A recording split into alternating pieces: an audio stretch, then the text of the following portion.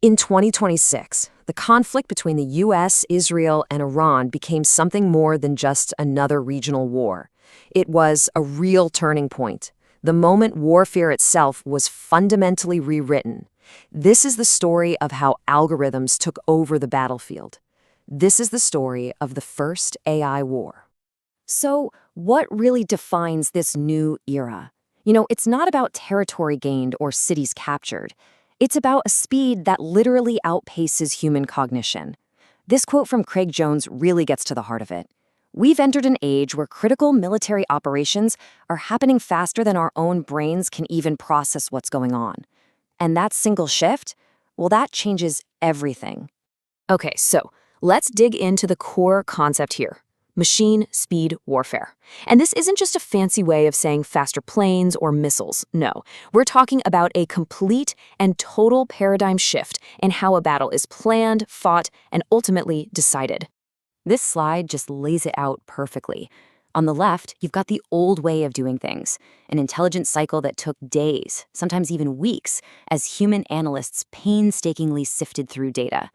But on the right, that entire process is compressed into minutes, or in some cases, seconds.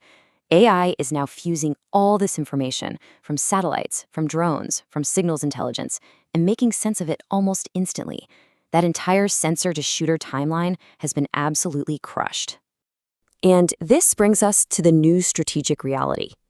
The winner of a conflict is no longer just the side with the most tanks or the biggest navy. It's the side with the superior data. And, crucially, the fastest, most effective algorithms. Suddenly, military might is less about brute force and more about raw computational power. The advantage goes to whoever can turn information into action the quickest. So, how does all this theory actually work in practice? Well, that brings us to what's known as the algorithmic kill chain. Let's break down how the US and Israel use this new system for incredibly precise targeting. Think of this as the new assembly line for modern warfare. It all starts with AI systems just ingesting terabytes of data. Then you have specialized models, like Habzora, which flags buildings, and Lavender, which identifies individuals, generating thousands of potential targets. From there, another system, Fire Factory, computes the most efficient way to strike them all. And the very last step? An alert pops up on an operator's screen. Almost the entire process leading up to that final go or no-go decision is now automated. And what's the real-world results of all this automation? Well, look at this number. 12 times. The Israeli military's AI targeting center can now generate the same number of targets in a single month that it used to take them an entire year to produce. This isn't just an incremental improvement. It's an exponential leap in operational tempo. And that kind of speed has profound strategic implications. This massive increase in efficiency, this ability to compress the intelligence cycle from weeks down to minutes, is exactly what enabled the strategic decapitation strike against Iran's supreme leader. It became possible to identify, verify, and act on that kind of high-value target with a speed and precision that was simply unimaginable before. But, technological superiority is never the whole story. Iran knew it couldn't win a head-to-head algorithmic arms race. So it did what any savvy, outmatched power does. It pivoted to a classic asymmetric strategy. The plan wasn't to win quickly, but to make the war so painful and so costly that its enemies would eventually just give up. This chart really lays out the cold logic behind their thinking. I mean, you can see the asymmetry clear as day. Israel has the massive defense budget, the modern F-35s, but look at Iran's numbers.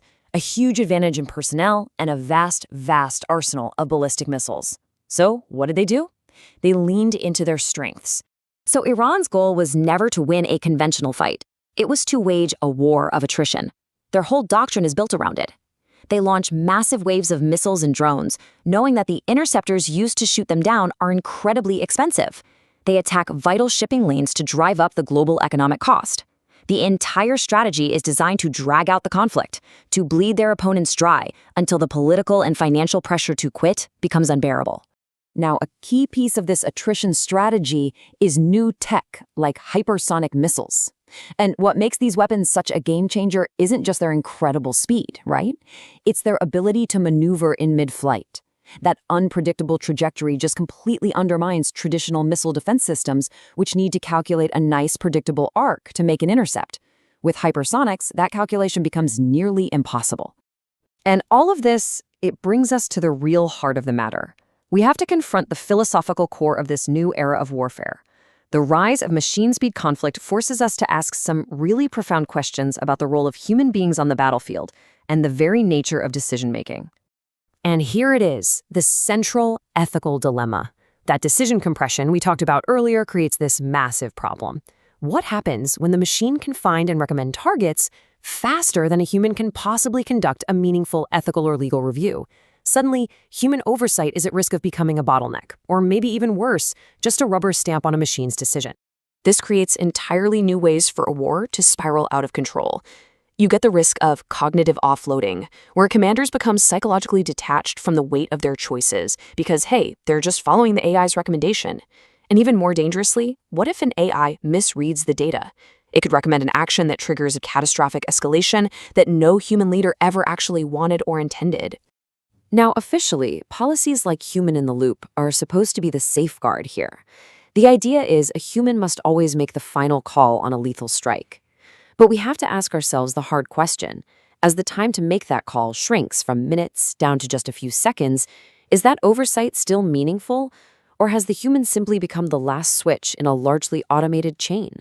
And this leaves us with the ultimate question of accountability in this new age. When a mistake is inevitably made, when an AI-recommended strike hits the wrong target and innocent people die, who is responsible? Is it the programmer who wrote the code, the commander who trusted the recommendation? Or have we accidentally built a system of warfare where true accountability has been designed to simply disappear?